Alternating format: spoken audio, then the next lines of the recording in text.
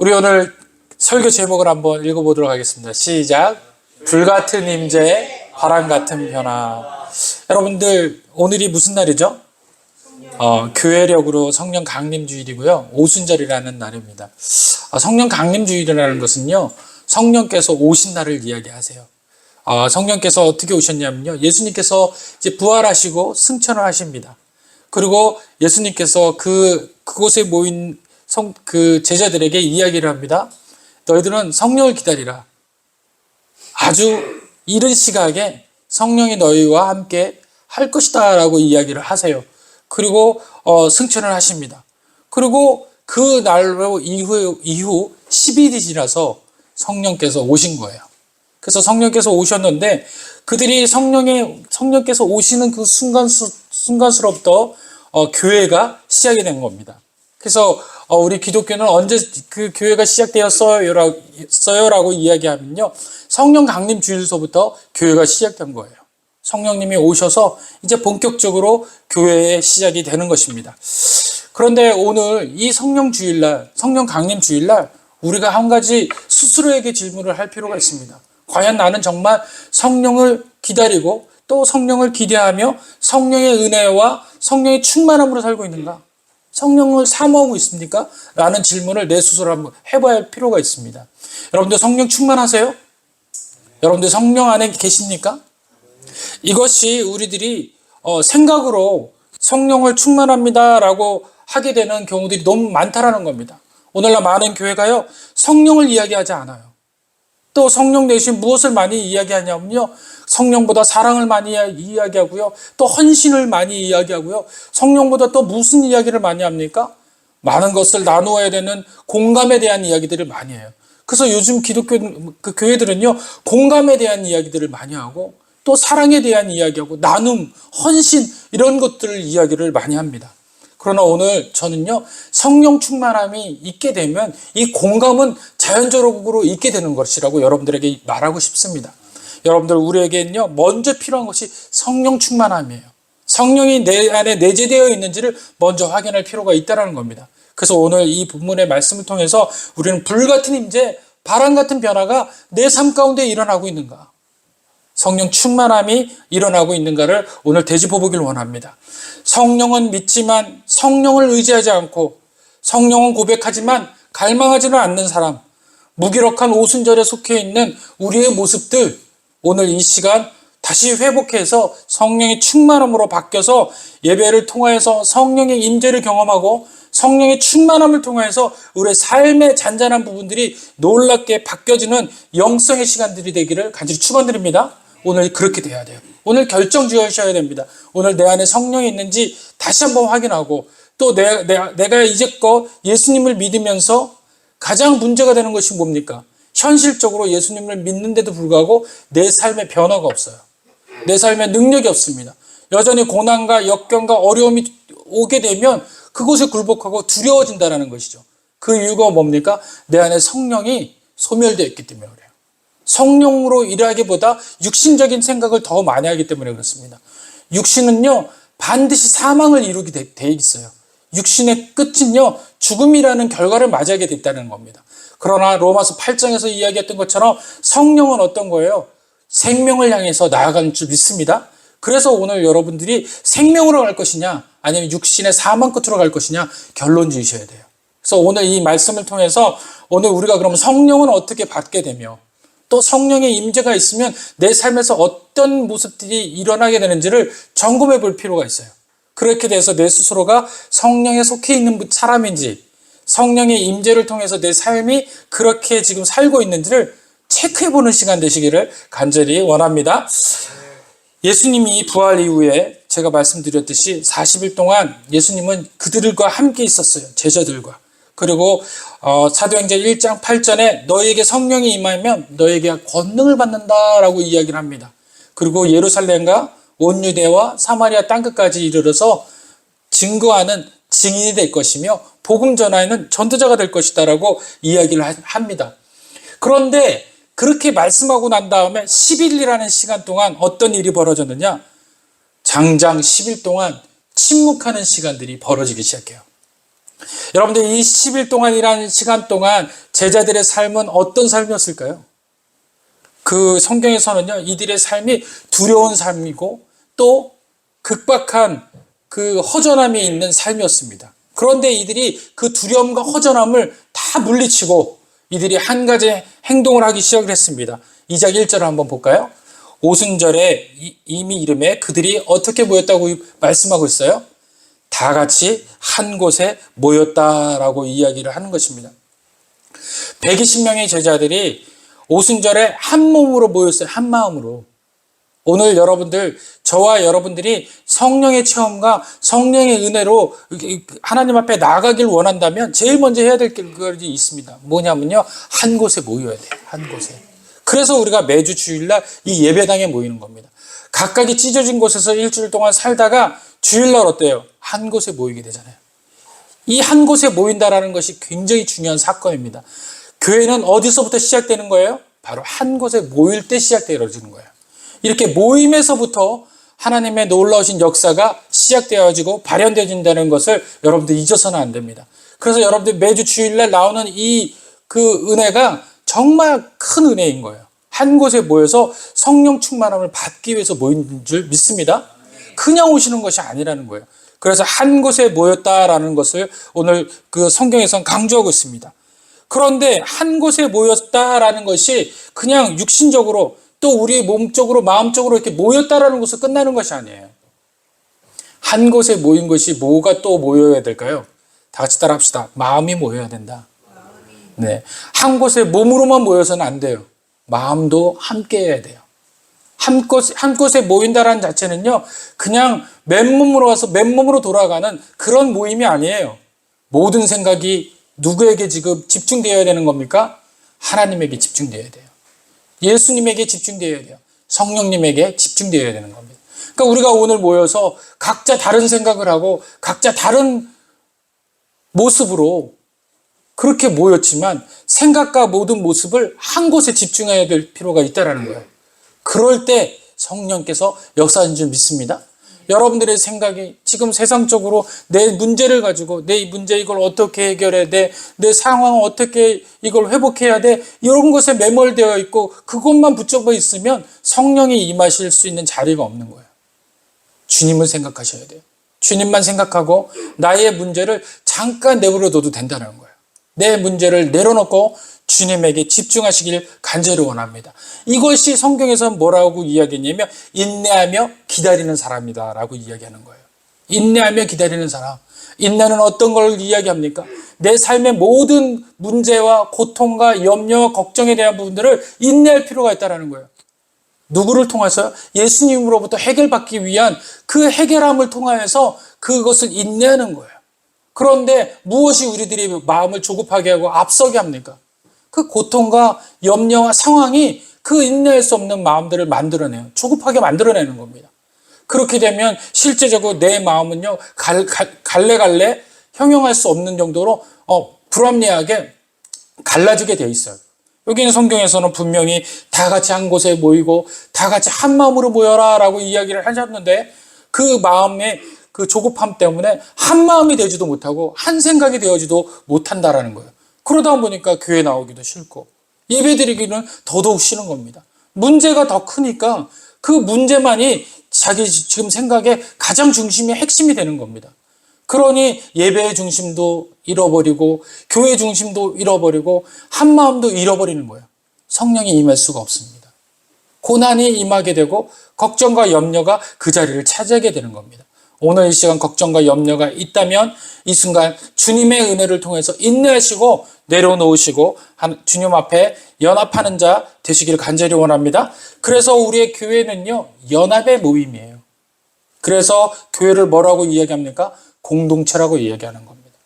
무엇의 공동체입니까? 무엇의 연합이에요? 예수 그리스도 예배를 통한 공동체고 연합이라는 거예요. 다른 목적을 가지고 나왔다면 그건 벌써 연합된 공동체가 아닌 겁니다. 그래서 자신의 문제, 그 문제가 지금 이 연합함에서 우선이 될 수가 없어요. 우선이 돼야 되는 건 성령의 임재인 줄을 믿으시길 바랍니다. 그래서 오늘 이곳에 그 2장 1절에 그렇게 이야기하는 거예요. 다 같이 한 곳에 모였다라고 이야기합니다. 한 마음과 한 모습으로 모였더니 2절에 이렇게 표현합니다. 후련히 하늘로부터 급하고 강한 바람 같은 소리가 있어 그들이 앉은 온 집에 가득하였더라. 제일 먼저 그들에게 임하게 되는 놀라운 역사가 있었는데 그것은 하늘로부터 급하고 강한 바람 같은 소리가 있었다라는 거예요. 여러분들 이 하늘로부터 급하고 강한 바람은 어떤 거냐면요. 창세기 1장 2절에 나와 있어요. 하나님의 영은 수면 위에 운행하셨고 라는 표현이 있습니다. 이 하나님의 영이 수면 위에 운행하셨다. 이 영이 뭐예요? 급하고 바람 같은 영이세요. 급하고 바람 같은 영입니다. 그리고 에스겔 37장에서는요. 생기가 마른 뼈를 군대로 세우는 그 장면이 나옵니다. 생기를 통하여서 그들을 세웠다라고 이야기합니다. 생기를 히브리어로 루하으라고 얘기해요. 루하으. 이거를 뭐라고 하냐면요. 하나님의 생령, 생기라고 이야기합니다. 하나님의 놀라우신 호흡이 생명이 돼버리는 거예요. 죽어있던 자들에게 그 호흡이 들어가서 회복시켜주는 놀라운 역사가 일어나게 됐다는 겁니다. 자, 창세기에는 무엇이 인간이 호흡이 들어가서 인간을 만들었어요? 원래 인간의 모습은요, 흙이었어요. 그래서 아담이다라고 이야기합니다. 흙의 사람이다라고 이야기한 거예요.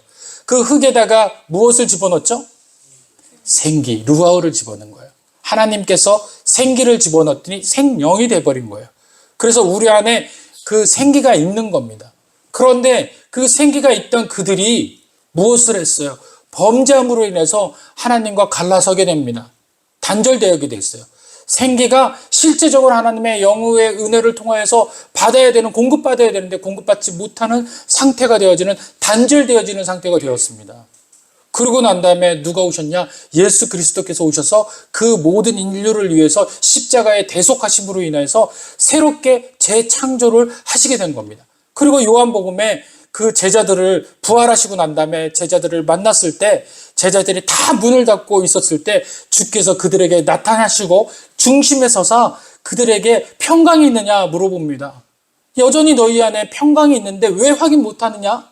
내가 너희들의 평강이 있는데 왜 너희들이 인지하지 못하느냐? 이렇게 말씀하세요.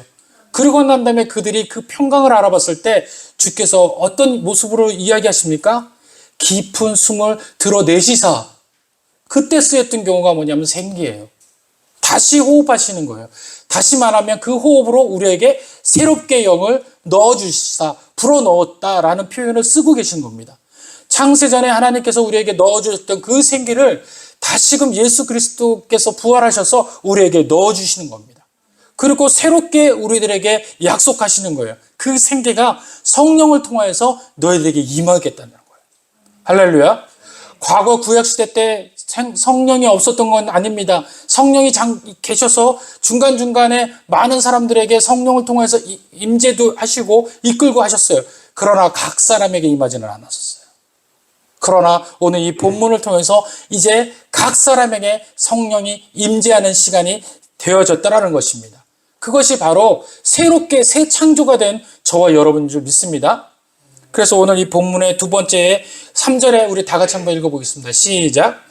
마치 불의 혀처럼 갈라지는 것들이 그들에게 보여 각 사람 위에 하나씩 임하여 있더라. 자, 오늘 보니까 다 같이 한 마음으로 한 모습으로 또 그 공동체로서의 그 모임 속에서 성령이 임재를 하시는데 처음엔 어떻게 한다고요? 생기처럼, 바람처럼. 그래서 우리의 삶 가운데 주님께서 불어넣으시는 생명처럼 우리를 삶 속에서 임하게 되신다는 거예요. 그래서 우리의 모든 것들을 다시 회복시키시는 거예요. 우리의 고장나고 죄로 인해서 완전히 망가졌던 부분들을 생기로 다시 호흡으로 우리를 회복시키신다는 겁니다. 그리고 우리들에게 불처럼 임하시는 거예요. 성령은 불이라고 이야기하십니다. 불의 상징은요, 출애굽기 3장에서 나타납니다.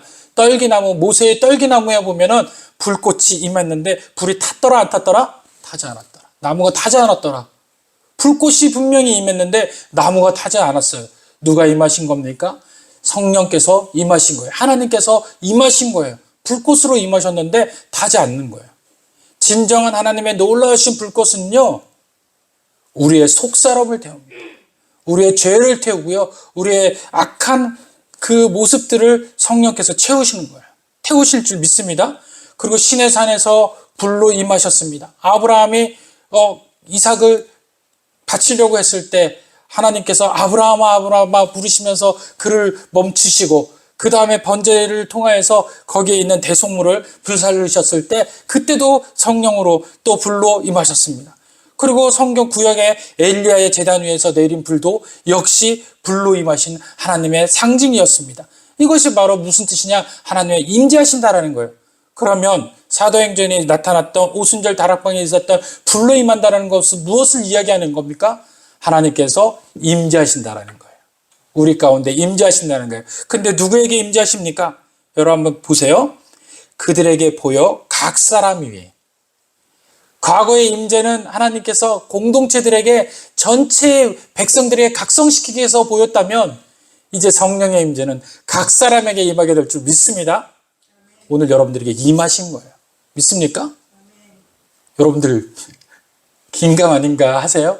그럼 오늘 여러분들이 이 말씀을 듣고 우리가 내게 성령이 임했는지를 체크해 보시길 간절히 원합니다. 그리고 난 다음에 성령이 임하고 난 다음에 우리들에게 일어나는 일들이 있는데 보니까 4절 5절 다 같이 한번 읽어봅시다. 시작. 그들이 다 성령의 충만함을 받고 성령이 말하게 하심을 따라 다른 언어로 말하기를 시작하니라. 5절 그때 경건한 유대인들이 천하 각국으로부터 와서 예루살렘에 머물러 있더니 자 충만하게 했는데 무엇으로 충만하게 임하게 돼요? 충만하게 임하게 된 다음에 내 삶에 어떤 변화가 일어나겠습니까? 흔적이 있는데 그것이 바로 방언이에요. 방언이에요. 그래서 여러분들이 이 방언에 대한 은혜들이 우리 삶 가운데 임하게 된다는 것입니다. 방언은 사도행전 보면요. 성령의 임재 후에 굉장히 많이 나타나게 됩니다. 사도행전 10장에서 44절부터 46절에도 이 방언에 대해서 임재에 대해서 이야기하고 있고요. 19장 6절에 대해서도 이야기하고 있어요. 성령 강림 때 가장 먼저 나타나는 것이 이 표적이 바로 방언이에요. 그래서 여러분들 방언으로 기도하는 것은 성령의 표적이에요. 물론 지금 방언으로 하지 못하는 경우들도 있을 수 있어요. 그런데 그것이 내가 성령 받지 못했을까? 아니에요. 표적을 구하지 않는 경우일 수도 있는 겁니다. 그러니까 표적이 방언을 통해서 성령이 내재되어 있음을 우리들에게 현실적으로 보여주는 거예요. 다시 말하면 지금도 성령 충만, 성령이 임재하고 계시다. 우리 가운데 거하심을 드러내고 있음을 믿습니다. 그리고 성령이 임재하게 되면 그 성령의 놀라우신 은혜가 나를 다루고 계시다라는 것을 증명하시게 되는 겁니다. 그것이 방언을 통해서 성령이 드러나시는 거예요. 그래서 이 방언은 사실은 성령께서 나를 다스리고 계신다라는 것이에요. 내가 내 주도적으로 하는 것이 아니라 성령께서 나를 이끌고 가고 계신다라는 것을 보여주시기 위해서 방언의 표현을 쓰시는 겁니다. 그것이 내 삶의 표적으로 드러났다면 주께서 지금 나를 쓰고 계시는구나 라고 여러분들이 생각하시면 됩니다. 또한 방언은요. 나의 나약함을 돕는 기도 도구로 나타납니다. 로마서 8장 26절에 지난주에 우리도 배워봤죠? 로마서 8장 26절에는 이렇게 말씀하고 계십니다. 이와 같이 성령도 우리의 연약함을 도우시나니 우리는 마땅히 기도할 바를 알지 못하나 오직 성령이 말할 수 없는 탄식으로 우리를 위하여 친히 간구하시느니라. 아멘. 우리는 말로 표현할 수 없는 문제들을 갖고 있죠. 그리고 그 문제들을 기도할 때 그 해법을 알지 못하고 기도할 때가 많습니다.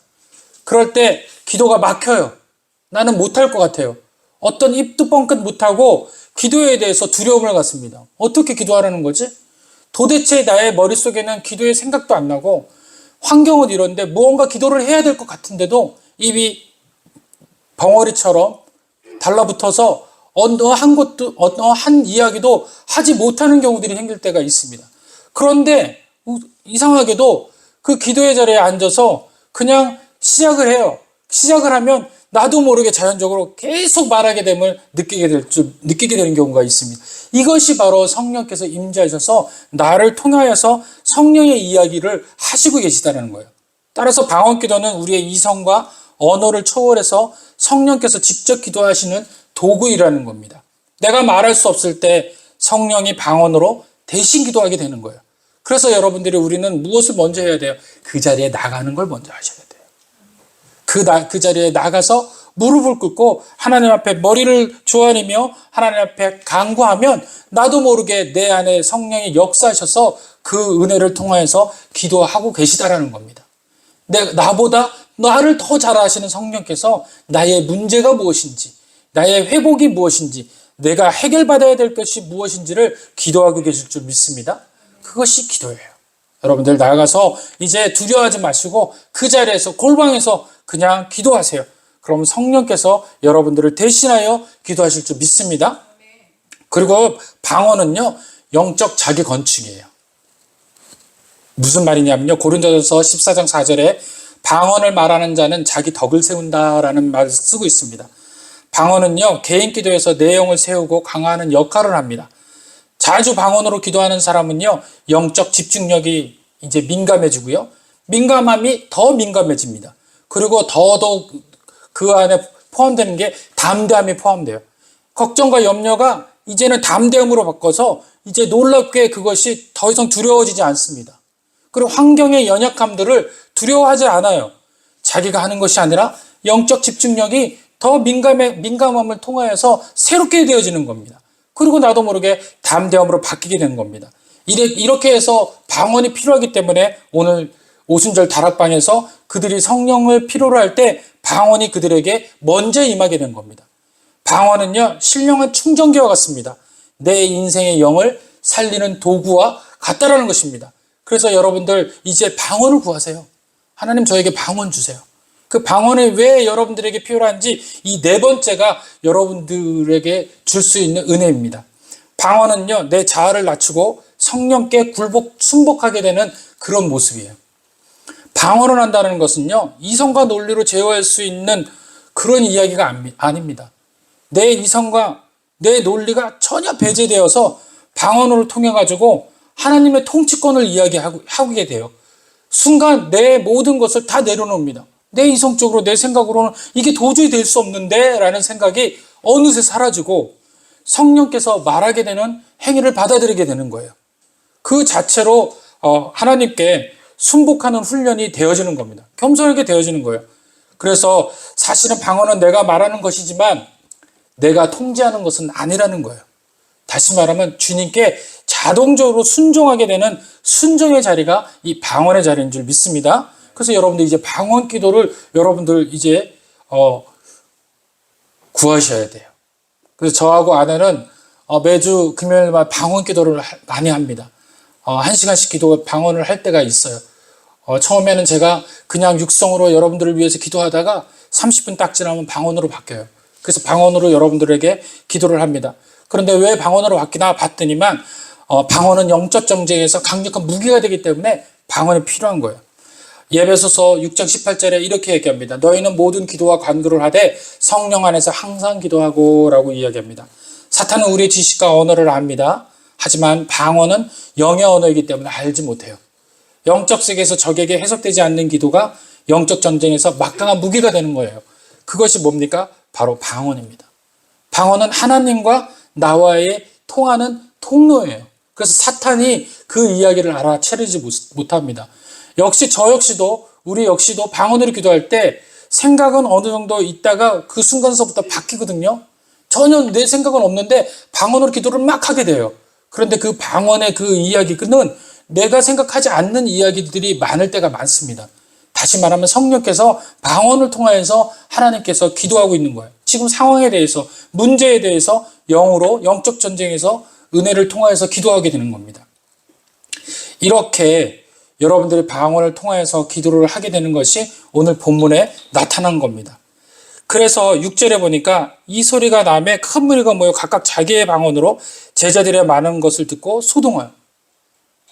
여기서 성령을 통해서 내가 한 번도 이 언어를 배우지 않았는데 막 자기들도 그 언어를 하기 시작합니다. 7절에 보니까 다 놀라 신기하게 여겨 이르되 보라 이 말하는 사람들이 다 갈릴리 사람 아니냐 우리 각 사람이 난 곳 방언으로 듣게 되는 것이 어찌 됨이냐. 다시 말하면 뭡니까? 거기에서 제자들이 누구예요? 여기 있는 120명이 누굽니까? 다 그 중에서 많은 사람들이 갈릴리 사람들이에요. 그러니 서로가 통용하는 이 대화가 어색하게 되는 겁니다. 그래서 9절에 거기에 있는 사람들이, 모여 있는 사람들 중에서 많은 사람들이 바데인과 메데인과 엘라민, 메소포타미아, 그 다음에 유대와 갑바도와 본도와 아시아, 부르기아와 밤빌리아와 애국과 구레네, 가까운 리비아와 여러 지방에서 살아 사람들, 로마에서부터 온 사람들, 그 유대인의 유대교에 있는 사람들, 이걸 무엇이라고 이야기합니까? 디아스포라라고 이야기하는데, 각 그 흩어진 백성들이 다 모였는데 그들이 1세대가 있고 2세대가 있을 거 아니에요. 언어가 같을 거예요? 틀립니다. 예를 들자면요, 미국에서도 오고 일본에서도 온 거예요. 근데 각자 자기들이 언어가 뭐예요? 이스라엘이긴 이스라엘인데 유대 민족이긴 한데 언어는 다 틀리거든요. 영어 하는 사람이 있고 일본어 하는 사람이 있고 독일어 하는 사람이 있는 거예요. 물론 유대인이죠. 그런데 거기서 자기들의 언어로 다 들리고 해석되어지는 거예요. 안 놀라시는데? 안 놀라시는데? 다 말도 그렇게 하고 놀랍게 되더라는 겁니다. 그래서 그 사람들이 이렇게 이야기해요. 11절에 보니까 언어로 하나님의 큰 일을 말함을 듣는도다 하고 다 놀라며 당황하여 서로 이르되 이게 어찌 된 일이냐? 어떻게 된 일이냐? 이렇게 이야기합니다. 13절에 거기에서 어찌 된 일이냐 한 사람들 중에 한 차원 더 높은 사람들은 뭐라고 얘기해요? 조롱하며 이르되 저 사람들이 새 술에 취했구나. 아주 강력한 술에 취해서 저런 말들이 막 이 방언을 자꾸 들여다보면요. 꼭 이상한 소리로 들리거든요. 언어같이 안 들릴 때도 있고 그냥 이상하게 들릴 때가 있어요. 그 이야기를 하고 있는 거예요. 이 새 술에 취했다라고 생각을 하는 겁니다. 그랬더니 14절에 15절에 베드로가 이렇게 이야기합니다. 제3신이 너희 생각과 같이 이 사람들이 취한 것이 아니라 제3시라는 것은요. 우리나라 시간으로 따지면 아침 9시예요.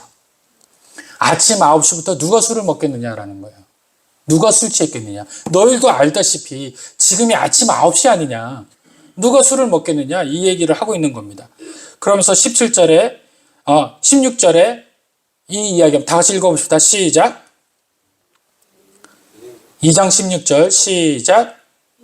곧 선지자 요엘을 통하여 말씀하신 것이니 이것을 자, 이 얘기는 누가 이야기한 거예요? 요엘 선지자가 이야기했다라는 거예요. 구약에 있던 요엘 선지자가 많은 사람들에게 예언으로 이야기했던 일들이 이제 지금 성취됐다라는 거예요. 할렐루야. 그 성취자 중에서 뭐입니까? 말세 때의 영을 모든 육체에 부어줄 것이다. 너희 자녀들은 예언할 것이다. 너희의 젊은이들은 환상을 보고 너희의 늙은이들은 꿈을 꾸게 될 것이다. 그때 내가 내 영을 내 남종과 여종들에게 부어주리니 그들이 예언할 것이요 또 내가 위로 하늘에서 기사를 아래 땅에서 징조를 베풀리니 그 피와 불과 연기로다. 불에 오늘 은혜를 받았죠. 주의 크고 놀라운 날이 이르기 전에 해가 변하고 누구든지 주의 이름을 부르는 자는 어떻게 된다고요? 구원을 얻게 될 것이다. 할렐루야. 예언이 성취된 날이 바로 그 날이라는 겁니다. 그러고 난 다음에 그 다음 절 37절 한번 읽어보겠습니다. 다 같이 시작. 그들이 이 말을 듣고 마음에 찔려 베드로와 다른 사도들에게 물어이르되 형제들아 우리가 어찌하고 하노니. 아멘. 무슨 일이 벌어져요? 회개의 일들이 벌어진다는 겁니다. 회개의 일들이 벌어진다는 거예요. 그럼 여러분들은 오늘 여기서 여러분들 저에게 물어볼 겁니다. 그래요, 목사님, 저 성령 충만하고 싶어요. 성령 받고 싶어요. 그리고 제가 성령 받았는지 안 받는지 확인하고 싶습니다. 그럼 성령은 어떻게 받을까요? 성령은 어떻게 받을까요? 여기 보니까 회개하는 자가 성령 받습니다. 할렐루야. 제일 먼저 회개의 영이 여러분들이 임하게 될 때, 성령이 여러분들이 임하게 되면 회개의 일들이 일어나게 돼요. 여러분들 마음속에서 일어나는 일들이 회개의 일들이라면 하나님이 놀랍게 여러분들의 성령의 임재를 통하여서 여러분들에게 임하게 될 줄 믿습니다. 근데 이 회개에 임하게 된 것보다 제일 먼저 일어나게 되는 것, 성령이 내게 임하게 되는 건 뭐냐면 예수님을 여러분들이 입으로 시인할 때 예수님을 믿습니다. 주님이 나를 위해서 십자가에 못 박혀 죽으셨고 주의 피 흘리심으로 해서 내가 구원받았습니다. 주의 부활하심으로 인해서 내 영혼도 부활했습니다 라고 믿는 모든 자에게 이미 예수님의 영이 임하게 될 줄 믿습니다. 성령이 임한 거예요. 여러분들 성령이 임하고 계신 거예요. 그것이 첫 번째입니다. 그리고 두 번째가 뭐예요? 회개하는 거예요. 회개. 그리고 세 번째는 어떤 거가 성령이 임하실까요? 그리고 성령이 어떻게 되면 여러분들이 간절하게 여러분들이 충만케 될까요? 순간순간마다 여러분들 소멸되었을 때 여러분들 삶 가운데 어떤 일이 벌어요? 기도하기 싫어지고 삶의 모든 것이 두려워지고 또 환경에 대해서 내가 지배당하고 있다라고 생각하고 다른 생각이 많이 들어서 주님보다 다른 생각이 가득 찼을 때 이건 성령이 100% 소멸되어진 상황입니다. 주님을 알고 싶지가 않은 거예요. 그럴 때 여러분들은 뭐라고 느끼게 되냐면 성령 소멸됐구나. 인지하시고 빨리 어디에 오셔야 돼요? 하나님 앞에 나와서 기도하셔야 돼요. 뭐라고 얘기합니까? 성령 내게 주시옵소서. 그래서 세 번째는 성령을 간절하게 구하는 사람에게 성령이 임하게 되는 겁니다. 첫 번째는 어떤 거예요?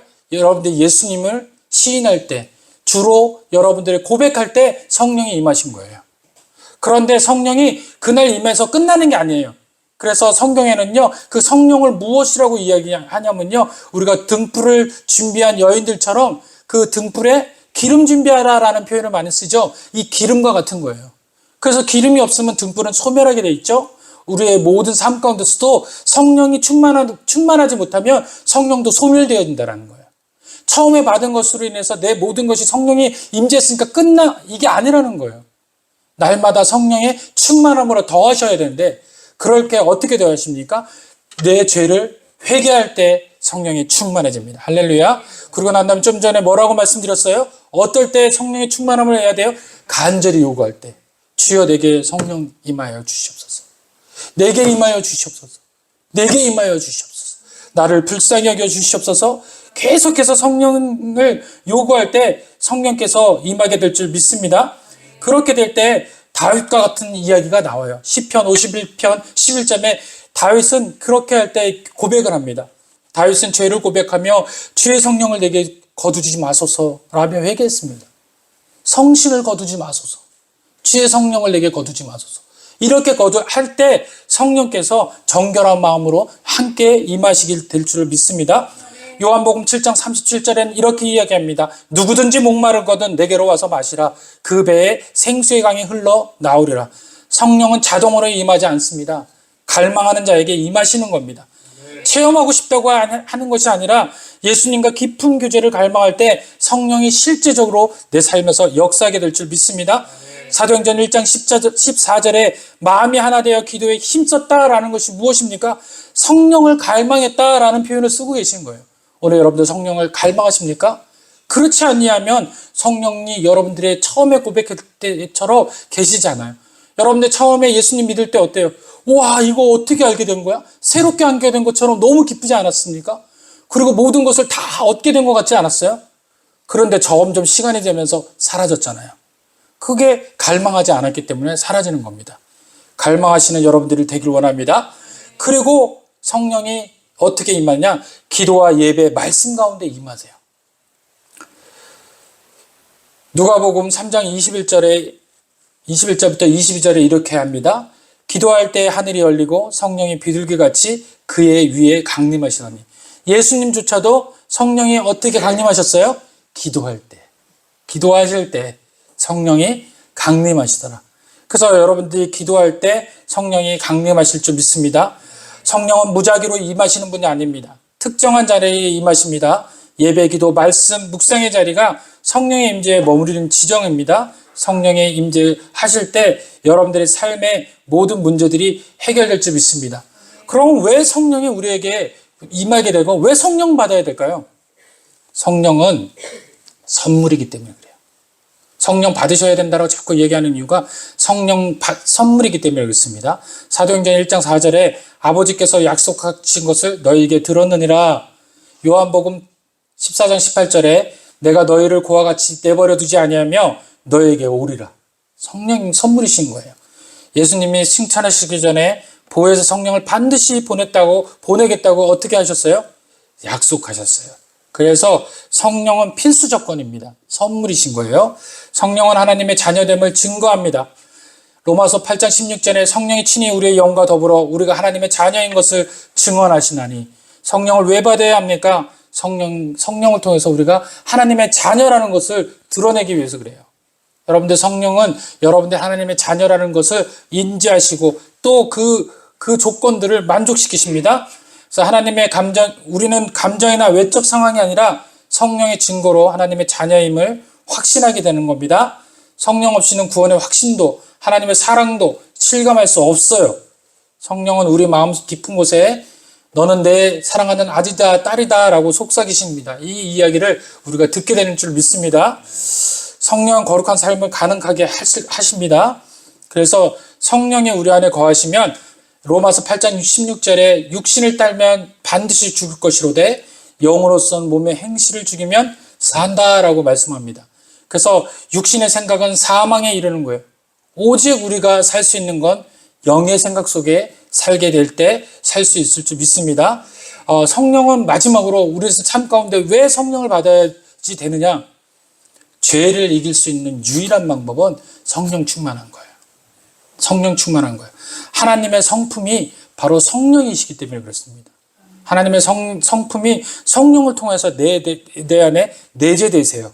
그래서 우리 성 안에서 우리의 삶이 변하게 됩니다. 여기에 보니까 이제 그 마지막으로 말씀을 여러분들이 드릴 때 오늘 이렇게 이야기합니다. 오늘 여러분들의 제목이 무엇이었죠? 다 같이 따라합시다. 제목 시작. 불같은 임재, 바람 같은 변화. 그럼 성령이 임재가 되었을 때 우리의 삶에 어떤 변화가 있냐는 거예요. 바람 같은 변화가 우리 안에 있게 됩니다. 여러분들이 성품이 변했다라고 이야기를 들어보셨어요? 전과 후로 바뀌게 돼요. 성령이 임하게 되면. 제가 예배드리는 공동체가 있었는데요. 이 예배를 통해서 성령의 임재가 3년 동안 진행이 된 다음에 그들의 삶이 변하기 시작을 합니다.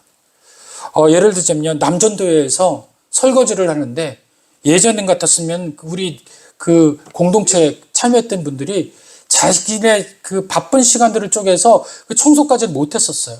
자기들 그 다음 시간에 또 해야 될 일들이 많아서 그걸 준비하는데 바빴거든요. 그런데 어느 순간에 그걸 다 내려놓더라고요. 그리고 전부 다 내려가서 청소하고 밥 짓고 하더라는 말입니다. 그러고 난 다음에 많은 사람들이 물어보는 거예요. 형 어떻게 변해? 아니 형 왜 이렇게 마음이 변했어? 그런데 그가 자기가 변한 걸 스스로 감지를 못해요. 자기 스스로를 있는 그대로 행했다라고 이야기를 하는 거예요. 그런데 그 입에서 바뀌는 이야기가 나와요. 뭐라고 얘기하냐면 난 몰라. 난 예배만 드렸을 뿐인데. 난 성령이 취했을 뿐인데. 이렇게 이야기하는 거예요. 그러니까 그들이 놀라게 되는 겁니다. 아니 저 사람이 예전에는 그 일들을 안 했던 사람이고 정말 우리들이 봤을 때 미워했던 사람이었는데 어떻게 저 사람이 저렇게 온유한 사람으로 변했지? 그렇게 물어보는 겁니다. 누가 하신 겁니까? 성령께서 하신 거예요. 저 역시도 마찬가지입니다. 저도 성령을 통해서 변하고 난 다음에요. 성경 공부를 변하기 전에 그렇게 하고 싶었었어요. 그런데 성경 공부를 하는 족족마다 한 달을 못 지나갔어요. 다들 바쁘다고 그래가지고. 그런데 성령이 임재하시고 내재하시고 난 다음에요. 5년, 6년 동안 성경 공부하는데 한 사람도 변하지 않는 놀라운 역사가 임하게 되더라는 겁니다. 할렐루야. 이게 하나님이 바람 같은 변화를 주시는 겁니다. 여러분들 성령이 왜 중요합니까? 마지막으로 여러분들 중국에 지금 지하교회라는 교회가 있어요. 중국은요 교회가 현실적으로는 있지만 실제적으로는 공산주의 때문에 교회가 실제적으로는 탄압을 많이 받고 있습니다. 고난도 많이 받고 있고요. 그런데 지하교회에서 부흥이 일어난 거예요. 얼마나 부흥이 일어났냐면요. 2020년 통계로 봤을 때 지하교회에서 예배로 드리는 자가 몇 명일 것 같아요, 여러분들? 2억 명이래요, 2억 명. 지하교회에서. 그런데 오늘 본문에 일어났었던 일들이 다 이루어집니다.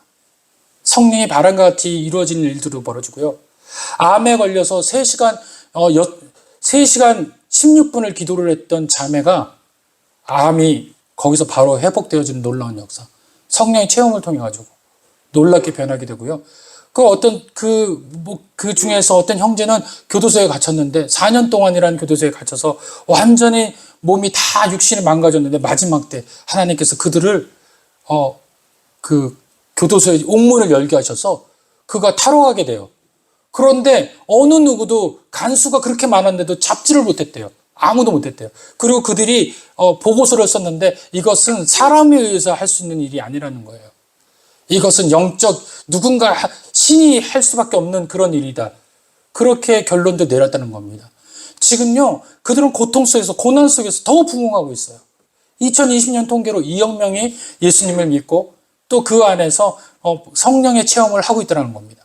그런데 자유와 평화가 있는 우리나라에서 성령 체험은 좀처럼 드러나지 않고 있습니다.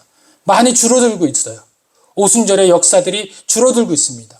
현실적으로 많이 사라지고 있는 것 같아요. 왜 그럴까요? 여러분들에게 말씀드렸더니 첫째, 예수 그리스도를 고백함으로 인해서 내 안에 계신 성령님인지를 생각 안 하는 거. 두 번째, 예수 그리스도 죄를 회개해서 죄로 인해서 성령 충만하지 않았던 사람. 세 번째, 갈급함이 없어요. 갈급함이 없어요. 네 번째, 기도할 때, 예배 드릴 때 성령의 간절함을 찾지 않는다는 겁니다. 이 네 가지가 지금 우리나라에 임하고 있어요. 그리고 그것이 바뀐 것이 무엇입니까? 겸손과 그 자리를 차지하는 게 나눔과 헌신과 사랑, 이런 것들로 지금 채워지고 있다는 겁니다. 오늘 이 시간 우리 간절하게 성령을 구하는 시간 삼기를 원합니다.